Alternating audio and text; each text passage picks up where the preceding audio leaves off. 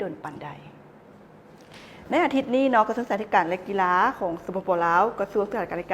กีฬาโดยได้รับการสนับสนุนจากรัฐบาลออสเตรเลียผ่านทางแผนงานบีคัวเนาะซึ่งได้เริ่มต้นแผนไทยทำบทเรื่องที่4ของแผนการโฆษณาส่งเสริมการศึกษาแห่งชาตินำพาโดยสถาบันค้นคว้าวิทยาศาสตร์การศึกษาและผลิตโดยศูนย์โฆษณาข่าวสารการศึกษาและกีฬาของสวส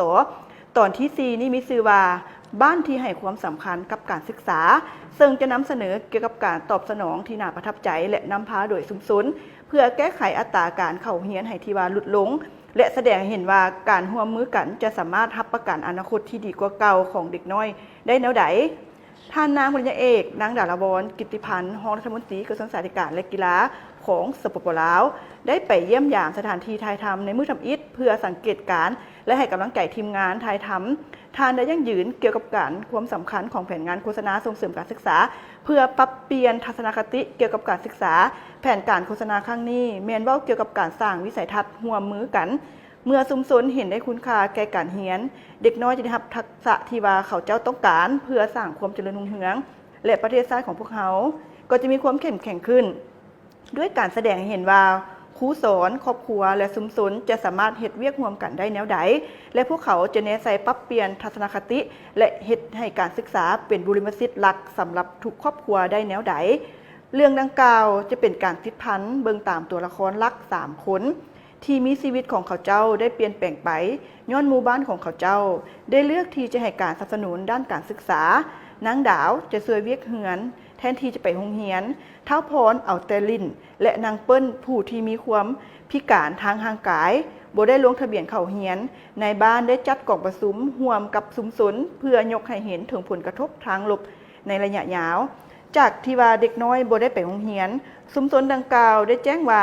พ่อแม่ต้องสอบแปลงโรงเรียนครูสอนให้คำปรึกษาแก่ครอบครัวพ่อช่วยปกปักรักษาปึ้มแบบเรียนแม่เอาลูกไปเข้าโรงเรียนและพ่อเฒ่าแม่เฒ่าให้การสนับสนุนด้านการเรียนรู้อยู่เฮือนหลังจากนั้นเรื่องราวจะก้าวข้ามไปข้างหน้า20 ปีเพื่อแสดงให้เห็นเกี่ยวกับผลได้รับของการให้คำมั่นสัญญาด้านการเรียนร่วมกันดาวกลับคืนไปบ้านในฐานะเป็นนักสถาปนิกพร้อมกับคืนไปในฐานะเป็นพยาบาลพรกับคืนเป็นพยาบาลและเปิ้ลกลับไปในฐานะเป็นครูสอนเรื่องราวดังกล่าวจะสิ้นสุดลงด้วยการแบ่งปันเรื่องราวต่างๆของเขาเจ้ากับนักเรียนรุ่นใหม่การถ่ายทำได้จัดขึ้นในสถานที่ต่างๆทั้งหมู่บ้านรวมทั้งโรงเรียนประถมสวนของหมู่บ้านเฮือนของครอบครัวห้านขายฝือของท้องถิ่นสถานที่ประชุมของวัดและโรงหมอเมือง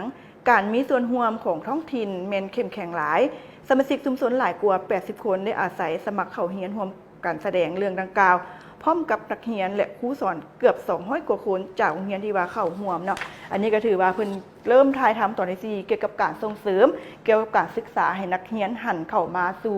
สู่การเรียนให้หลายขึ้นเนาะถ้าเพิ่นก็จะแสดงละครอยู่ในบทต่างๆให้เห็นถึงความสำคัญของการเรียน